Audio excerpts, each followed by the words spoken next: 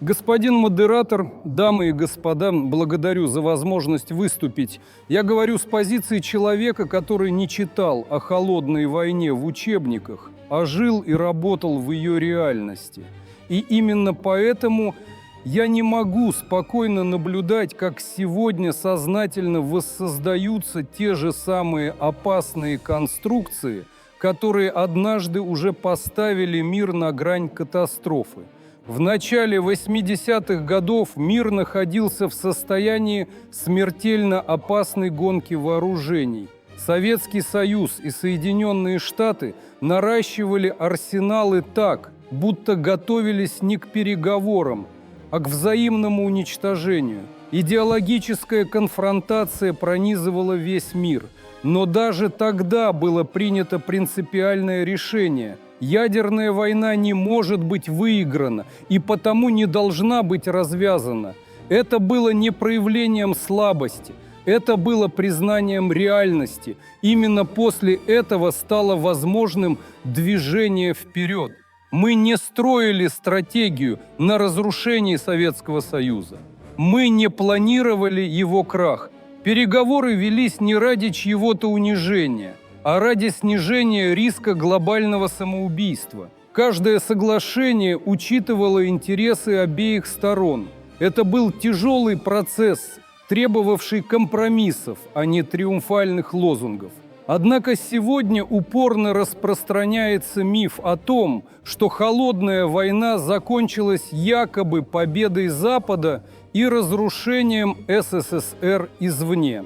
Это удобная версия для внутренней мобилизации, но она не выдерживает проверки фактами. Распад Советского Союза произошел по внутренним причинам. Его распад я не считаю трагедией XX века. Это был результат системных кризисов, экономической несостоятельности и политических решений, принятых самим советским и российским руководством. Ответственность за это лежит не на Западе, а внутри той системы, которая десятилетиями подавляла реформы и игнорировала реальность. Попытки переложить эту ответственность на внешние силы – это не исторический анализ, а политический инструмент. Сегодня Россия вновь выстраивает риторику конфронтации. Вновь звучат слова о противостоянии, о внешней угрозе, о якобы несправедливом мировом порядке. Но вместо того, чтобы извлекать уроки из прошлого, происходит возвращение к логике силового давления. И это особенно опасно на фоне фактической остановки серьезной работы по контролю над вооружениями. Когда механизмы ограничений разрушаются, когда диалог сворачивается, мир становится объективно более уязвимым. Я не утверждаю, что кто-то сознательно стремится к ядерной войне. Но опасность возникает не только из злого умысла. Она возникает из самоуверенности, из убежденности в собственной правоте и из готовности использовать силу как основной инструмент политики. История Советского Союза уже показала, к чему приводит закрытая система, не готовая признавать ошибки. И если сегодняшняя Россия повторяет эту модель, последствия могут быть разрушительными, прежде всего для нее самой.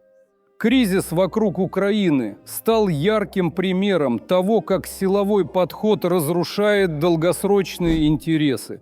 Создание прецедента пересмотра границ и подрыва доверия к международным обязательствам – это не стратегия развития, а путь к изоляции. Страны не процветают, когда соседи воспринимают их как источник нестабильности. В долгосрочной перспективе такая политика подрывает экономические, политические и моральные позиции самой России. Кроме того, мир больше не является однополярным. Ни одна держава не обладает абсолютным контролем. И в этих условиях попытка действовать по логике имперского прошлого выглядит не как сила, а как стратегическая ошибка.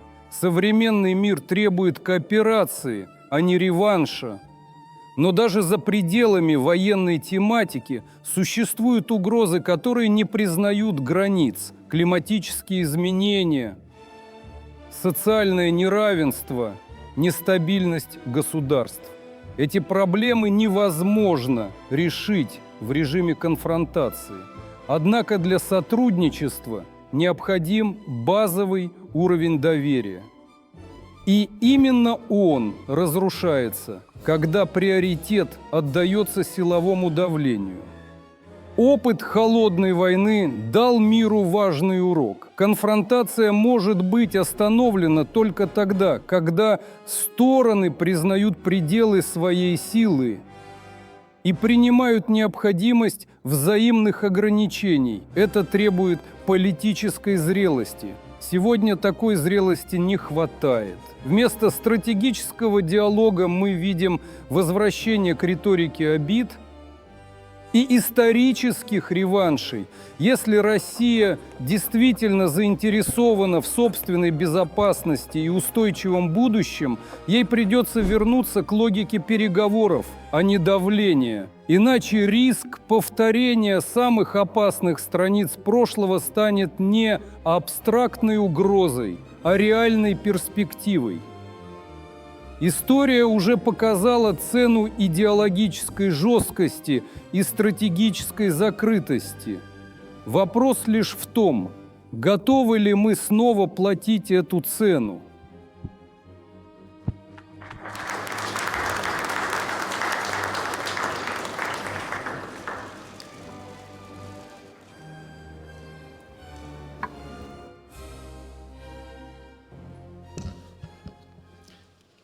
Во-первых, я хотел бы поблагодарить всех выступающих.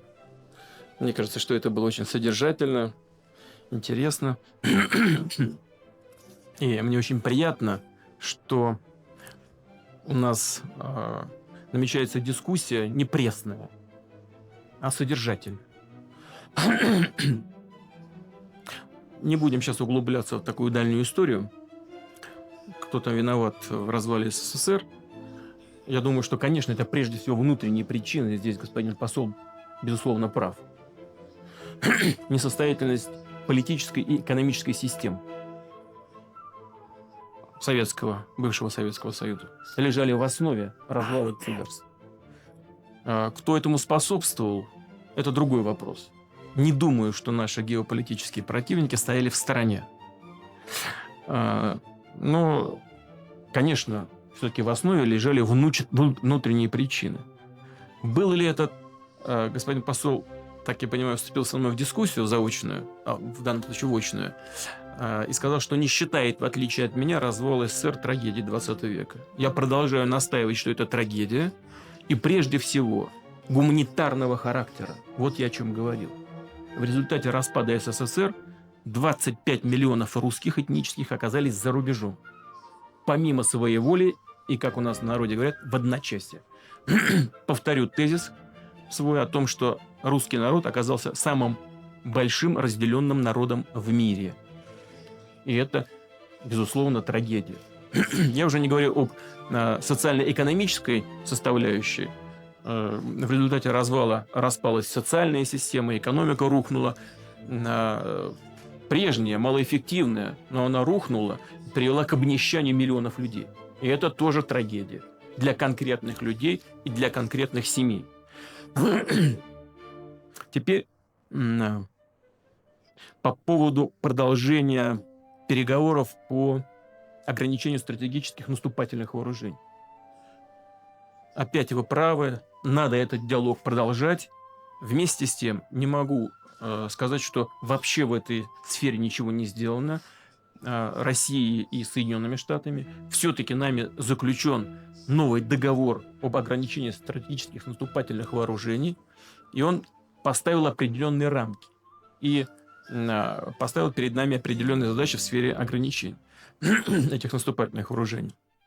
Но односторонний выход Соединенных Штатов из договора, который являлся краеугольным с точки зрения обеспечения баланса сил и международной безопасности, из договора по ПРО поставил всю эту систему в очень тяжелое, сложное положение. И в этой связи, поскольку у нас дискуссионный клуб, я бы хотел все-таки спросить у уважаемого господина посла, как он оценивает односторонний выход США из договора по противоракетной обороне.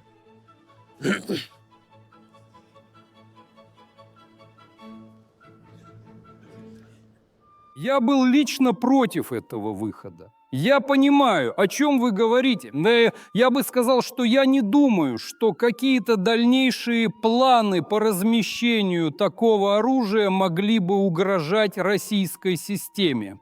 Но в целом я не поддерживаю системы ПРО, и основной источник этого – это не угрожать России, это чтобы были рабочие места в Соединенных Штатах Америки.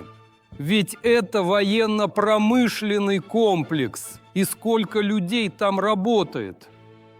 Господин посол, я считаю ваши аргументы неубедительными, отношусь с огромным уважением к вашему опыту и к искусству, которым вы пользуетесь, дипломатическому искусству, которым вы пользуетесь безупречно, уклоняясь от прямого ответа. Вы все-таки на него дали прямой ответ, но элементы украшательства в вашем ответе были. Не нужно создавать рабочие места, которые результатом своей деятельности имеют угрозу для всего человечества. А потом создание новых систем противоракетной борьбы – это новые рабочие места. Зачем их создавать в такой сфере? Давайте их будем создавать в сфере биологии, в сфере фармацевтики, в сфере высоких технологий, не связанных с производством вооружений. Теперь, что касается, угрожает это России или не угрожает. Уверяю вас, американские специалисты в области безопасности и стратегических вооружений прекрасно отдают себе отчет в том, что это угрожает российскому ядерному потенциалу. И вся эта система создается для того, чтобы свести ядерные потенциалы других ядерных государств, кроме США, к нулю.